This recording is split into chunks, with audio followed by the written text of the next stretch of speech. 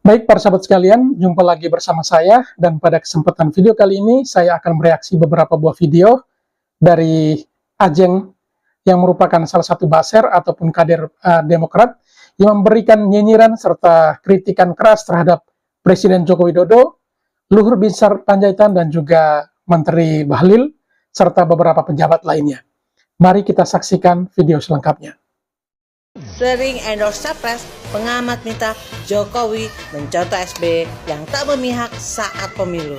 Direktur Pusat Riset Politik, Hukum dan Kebijakan Indonesia Saiful Anam meminta Jokowi mencontoh SBY yang tidak memihak kepada kandidat calon presiden dan wakil-wakil presiden pada Pilpres 2014 lalu. Hal tersebut disampaikan Saiful melihat gerak-gerik Presiden Jokowi yang cawe-cawe mengendorse dan mengumpulkan ketua umum partai politik koalisi pemerintah untuk membicarakan kandidat calon presiden dan juga calon wakil presiden pada pemilu 2024 mendatang. Saiful menjelaskan hendaknya Jokowi seperti Presiden ke-6 Susilo Bambang Yudhoyono atau yang disebut dengan SBY yang masih tetap menjaga sikap independen dalam kontestasi Pilpres 2024. Sehingga Jokowi akan dikenang sebagai presiden yang mengantarkan demokrasi sehat, bukan justru dikenang sebagai petugas partai. Akibat sikap independen SBY tersebut, Saiful mengatakan SBY dinilai berhasil mengantarkan demokrasi pergantian kepemimpinan pada 2014 silam. Jokowi harus merepresentasikan semua golongan masyarakat bukan sebagai wakil partai, sehingga ia diharapkan lebih memfokuskan kepada urusan-urusan fundamental bangsa seperti misalnya mengurangi utang, bukan justru ikut-ikutan mensukseskan salah satu kandidat dalam Pilpres 2024 yang akan datang. By the way guys, kritik serta saran, masukan buat Pak Jokowi dari banyak pihak itu udah sering banget dikasih tahu supaya Pak Jokowi itu lebih baik fokus ngurusin rakyat, fokus ngurusin negara sesuai dengan tugas beliau sebagai presiden. Ingat Pak Jokowi, Indonesia rakyatnya belum sejahtera. Pembangunan di Indonesia ini juga belum merata. Masih banyak PHK serta rakyat di era Pak Jokowi sulit mendapatkan pekerjaan. Belum lagi harga kebutuhan di eranya Pak Jokowi sangat mahal. Dan masih ada satu PR besar buat Pak Jokowi. Utang negara yang makin lama makin tinggi. Sudah seharusnya Pak Jokowi fokus bagaimana negara ini bisa melunasi hutang. Jadi daripada Pak Jokowi ikut-ikutan ngurusin urusan copras-capres, lebih baik Pak Jokowi fokus dengan tugas Bapak, yaitu mengurus rakyat serta bangsa ini. Mantan Sekretaris Kementerian BUMN Said Didu menyebut istana kini sudah menjadi kantor parpol karena Presiden Joko Widodo undang ketum parpol koalisi pemerintah. Biasa saja itu. Pengamat politik Andi Yusron juga mengatakan apa yang dilakukan oleh Presiden Joko Widodo beserta ketua umum partai politik pendukung pemerintah tersebut sebagai langkah yang salah. Pasalnya, tegas Andi, istana negara tidak etis dijadikan kumpul-kumpul kelompok partisan. Andi Yusron juga menilai belakangan Presiden Jokowi sibuk mencampuri urusan pesta demokrasi 5 tahunan. Menurut Andi, Jokowi wajib hentikan warawiri politik. Andi juga menyayangkan sikap Jokowi yang masih terus cawe-cawe mengurus perpolitikan nasional. Menurut Andi, Jokowi seharusnya sudah lebih banyak membicarakan persoalan bangsa, bukan malah sibuk mencampuri urusan politik, mencari dan meramu calon-calon presiden 2020. Posisi presiden itu seharusnya netral. Keberpihakan kepada salah satu calon artinya melanggar konstitusi. Jadi guys ya, apa yang dibicarakan oleh publik terkait kritik dan saran terhadap Jokowi itu tuh udah sering banget disampaikan. Dan Pak Jokowi udah sering banget diingatkan rakyat yang mana presiden, seharusnya Jokowi bersikap netral. Dan istana negara itu tidak etis dijadikan tempat kumpul-kumpul kelompok partisan. Kalau Pak Jokowi kelihatan berpihak, publik kan jadi bertanya-tanya, bisa nggak Pilpres nanti 2024 berjalan jurdil?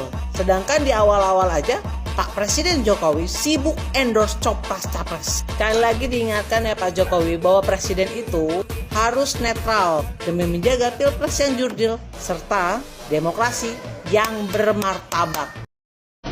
Koalisi doang besar, tapi giliran pertemuan pertemuan politik pakai Istana Negara milik rakyat. Ingat, Istana Negara itu milik seluruh rakyat Indonesia, bukan hanya milik satu golongan saja. Yang dituduh radikal kadrun. Gak taunya yang terpapar radikal peneliti. Saking radikalnya sampai ngancem-ngancem warga Muhammadiyah. Miris ya guys ya. Bertemu Surya Paloh, Luhut akui beri masukan nama cawapres Anies Baswedan. Jadi ya guys ya, kalau ada istilah rumput tetangga lebih hijau daripada rumput di rumah sendiri, kira-kira istilah seperti itulah yang cocok buat Pak Luhut ini. Pak Luhut ada di Partai Golkar dan bukan member serta anggota dari Koalisi Perubahan, tapi kok ya misu-misu di Koalisi Perubahan.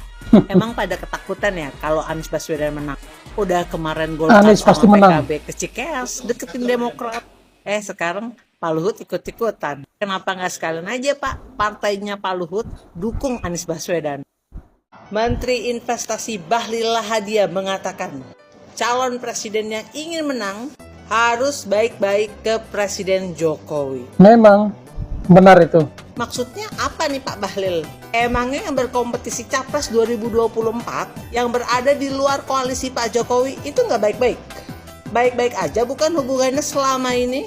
Pak Bahlil itu sebagai menteri nggak boleh ngomong kayak gini. Itu namanya nggak bijaksana Pak. Dan sudah seharusnya Pak Jokowi serta menteri-menterinya itu nggak usah ngurusin Copras-Capres 2024 nanti. Daripada Pak Menteri dan juga Presiden yang udah digaji pakai duit rakyat itu tuh ikutan cawe-cawe Copras-Capres, mending kerja yang bener Pak. Ngapain aja sih kerjanya Pak Jokowi sama menteri-menterinya yang udah hampir 2 periode ini?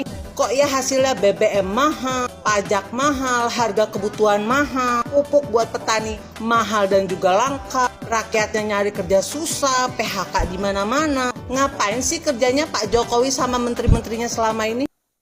Ketua Umum Partai Kebangkitan Bangsa Muhaimin Iskandar atau yang disebut dengan Cak Imin mengungkapkan tujuannya bersilaturahmi ke kediaman Presiden ke-6 Republik Indonesia Susilo Bambang Yudhoyono atau yang disebut dengan Pak SBY. Salah satunya adalah untuk membujuk Ketua Umum Partai Demokrat Agus Harimurti Yudhoyono atau yang disebut dengan AHY untuk berkoalisi. Namun menurut Cak Imin, misinya membujuk AHY gagal alias tidak berhasil. Sebab pemimpin Demokrat ini dinilai tetap teguh pada pendiriannya untuk tetap bergabung dalam koalisi perubahan.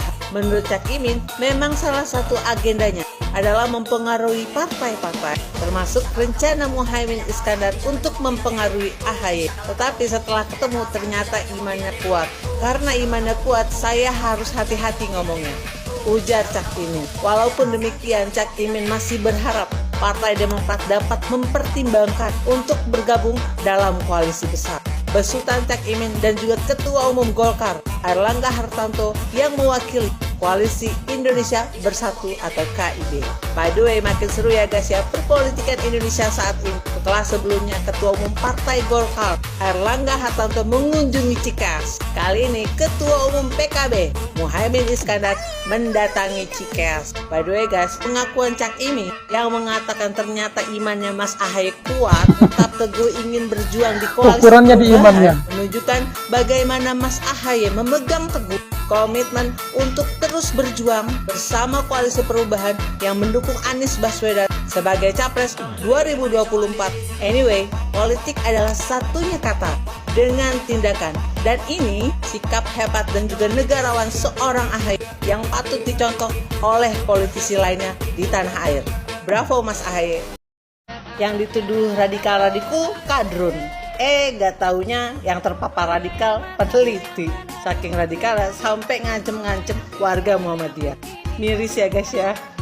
Baik para sahabat sekalian, demikianlah beberapa cuplikan video yang coba saya reaksi pada kesempatan video kali ini, di mana saya ambil dari beberapa nyinyiran atau juga kritikan dari Ajeng kepada Presiden Joko Widodo dan beberapa menteri serta pejabat lainnya.